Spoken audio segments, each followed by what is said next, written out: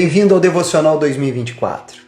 Hoje nós vamos dar um pulinho em 2 Reis, capítulo 14, 26, 27 e 29, que é quando entra em cena o pastor de ovelhas e também um pecuarista, Amós. E Deus usou este homem. Mas antes de entrarmos no livro de Amós, eu quero ler esses versículos de 2 Reis 14. Que diz assim, no versículo 26, 27 e no versículo 29. Diz assim: Porque viu o Senhor que a aflição de Israel era muito amarga, porque não havia nem escravo nem livre, nem quem socorresse a Israel. Ainda não falara o Senhor em apagar o nome de Israel de debaixo do céu, porém os livrou por intermédio de Jeroboão, filho de Jeroás. Quanto aos mais atos de Jeroboão, tudo quanto fez, o seu poder, como pelejou e como reconquistou Damasco e Ramate, pertencentes a Joá para Israel, porventura não estão escritos no livro da história dos reis de Israel? Descansou Jeroboão com seus pais, com os reis de Israel, e Zacarias, seu filho, reinou em seu lugar. Deus, em sua eterna compaixão, mesmo nós sendo pecadores, Ele tem seus olhos fixos em nós, esperando a oportunidade para poder nos socorrer e nos resgatar. Se você estiver vivendo em aflição como o povo naquela ocasião estava vivendo, Deus está perto para lhe socorrer. Basta suplicar a ajuda dele e neste momento você terá uma convicção da resposta dele. Neste momento, entra em cena Amós, e é para lá que nós vamos agora. Mas antes de lermos o capítulo 1, 2 e 3, o que me chamou a atenção, eu quero trazer para você alguns pontos. Quem escreveu esse livro e quando foi escrito, o que acontecia naquela época e para quem foi escrito e por quê. E por que ler Amós e o que buscar neste livro?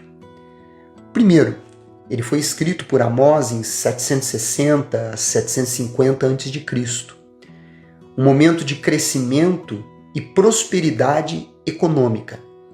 Amós era um pastor em Judá sem credenciais ministeriais conhecidas, a não ser o fato de que tinha uma palavra da parte de Deus.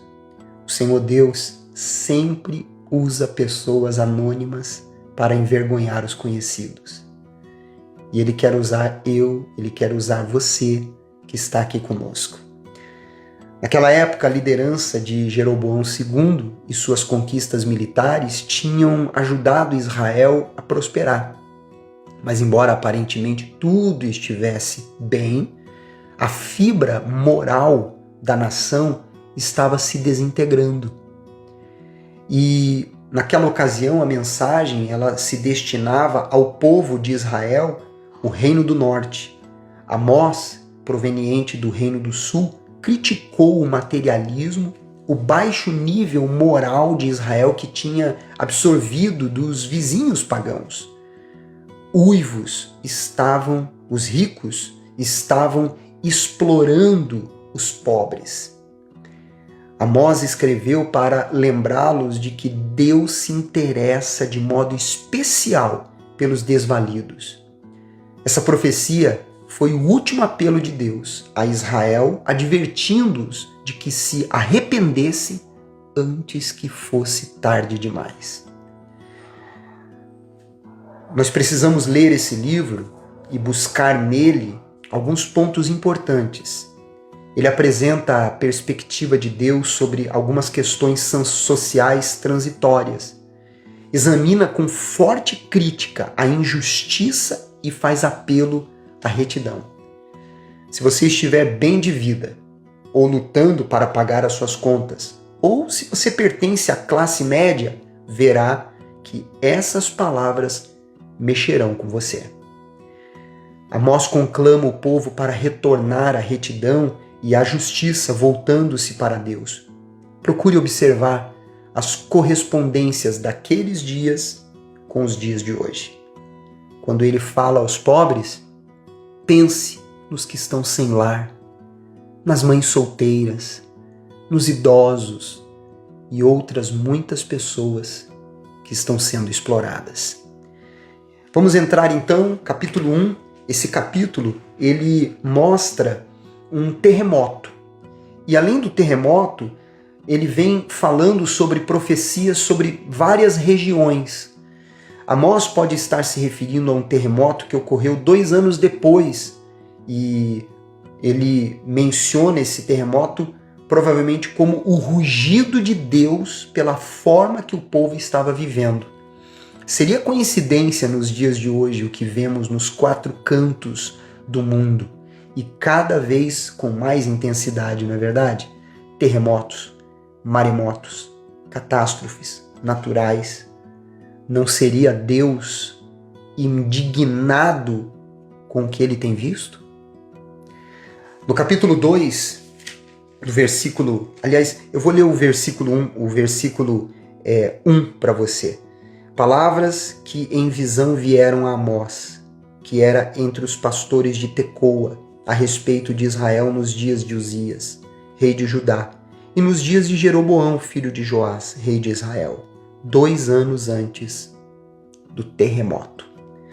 No capítulo 2, do versículo 4 e 5, diz assim: Assim diz o Senhor, por 3 transgressões de Judá e por 4 não suscitarei o castigo, porque rejeitaram a lei do Senhor e não guardaram os seus estatutos.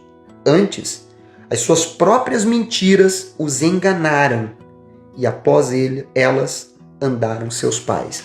Você sabe que o mentiroso, o enganador, não enxerga que o primeiro a ser enganado é ele mesmo, pois passará a viver uma vida de ilusões que, na verdade, é simplesmente névoa. Cedo ou tarde, tal como no caso de Judá aqui, a verdade e a vergonha serão reveladas. Viver na verdade é uma característica de todo aquele que é de Deus. No versículo 6 diz assim: Assim diz o Senhor, por 3 transgressões de Israel e por 4 não sustarei o castigo, porque os juízes vendem o justo por dinheiro e condenam o necessitado por causa de um par de sandálias. Ser injusto com alguém ou ter parcialidade em uma causa não agrada a Deus. Devemos ter o senso do juízo, que é uma das essências de Deus. Agora no versículo 7 é chocante. Diz assim: Suspiram pelo pó da terra sobre a cabeça dos pobres e pervertem o caminho dos mansos.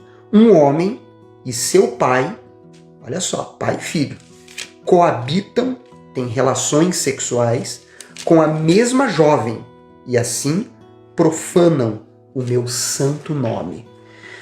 Quando lemos o que estava acontecendo neste versículo, enxergamos o quanto ocorria naquela época e tem ocorrido também nos dias de hoje esta perversão. A promiscuidade hoje em dia é tamanha que dá vontade até de vomitar, não é verdade? Devemos viver na santidade, ou seja, separados deste mundo, mesmo vivendo nele. O ato aqui mencionado era uma perversão. 2 homens, sendo pai e filho, com uma mesma mulher. Está escrito isso em Levíticos, capítulo 20, versículo 12.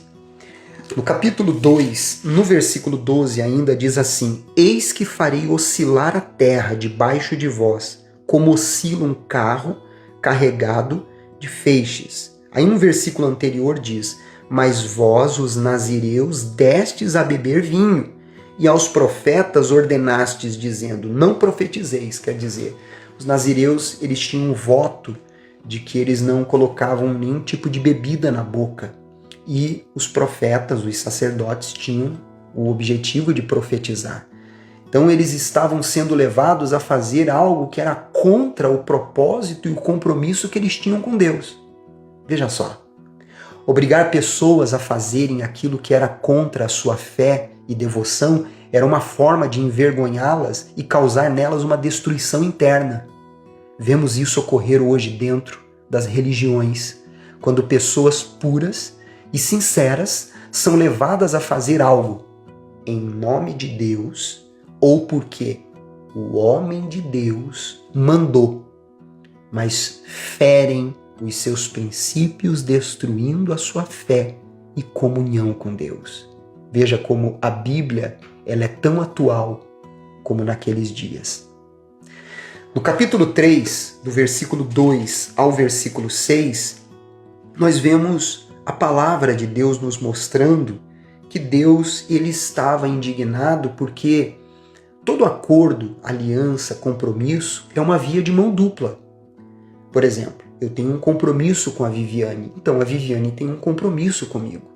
Eu tenho uma aliança com ela, então ela tem uma aliança comigo. Não adianta esperar a parte de Deus ou reclamar que a parte dele não está sendo cumprida se a nossa não estiver em prática. Essas perguntas que lemos aqui nestes versículos, na verdade, é uma exclamação da parte de Deus dizendo: acorda! Vocês não estão vendo os sinais iminentes? Versículo 2 diz assim: de todas as famílias da terra, somente a vós outros vos escolhi, porquanto eu vos punirei por todas as vossas iniquidades. Já no versículo 7 diz assim: certamente o Senhor Deus não fará coisa alguma sem primeiro revelar o seu segredo aos seus servos, os profetas. Essa revelação nos dias de hoje estão nas Sagradas Escrituras. Usar o nome de Deus dizendo que recebeu uma revelação e isso não estiver pautado na palavra se chama heresia. Eu sempre em minhas mensagens e pregações disse: se o que eu falar não estiver pautado na palavra, não dê ouvidos, não dê crédito. E isso serve de forma geral a todos que você tem dado ouvidos. É importante que você avalie se aquela palavra está pautada nas Sagradas Escrituras. Porque é a revelação. A revelação é a palavra. A revelação não vem de um homem, não vem de uma pessoa, vem da palavra. E para terminar, no versículo 12 diz assim: assim diz o Senhor, como o pastor livra da boca do leão as duas pernas ou um pedacinho da orelha, assim serão salvos os filhos de Israel que habitam em Samaria, com apenas o canto da cama e parte do leito. Essa profecia se cumpriu através do rei Sargom II, o rei assírio. As sobras ficariam para trás. E de fato ficaram. Quando levou os habitantes de Samaria e o restante do reino do norte para o exílio a uma distância de 1.600 quilômetros. Somente os pobres foram deixados para trás. É triste ver que aquele povo não deu ouvidos às palavras e aos sinais. Mas a questão é, e nós? Temos dado ouvidos? Se essa mensagem te ajudou a refletir, ter temor e despertar, então compartilhe no seu story, compartilhe nas suas redes sociais, nas suas listas de transmissão, aos seus contatos. Deixa aqui o seu comentário, curta. Amanhã estaremos de volta, continuando esse profundo livro, o livro de Amós. Você é especial para Deus. Até amanhã.